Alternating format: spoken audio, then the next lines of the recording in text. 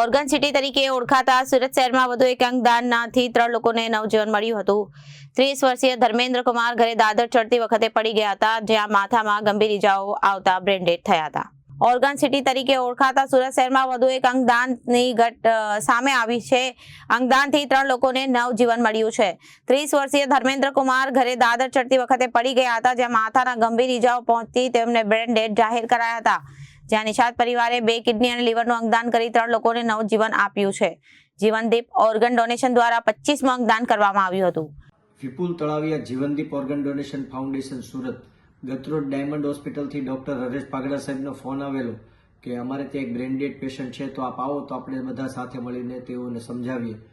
હું અમારી ટીમના PM ગોંડલિયા, ડોક્ટર નિલેશ કાછડિયા સાહેબ, ડાયમંડ હોસ્પિટલના ચેરમેન શ્રી CP વાનાણી સાહેબ, ડોક્ટર હરેશ પાગડા સાહેબ, દિનેશભાઈ નાવડિયા, માવજીભાઈ માવાણી સહિત તમામ લોકોના યથાર્થ પ્રયત્નોથી અંગદાનની સંમતિ મળી હતી।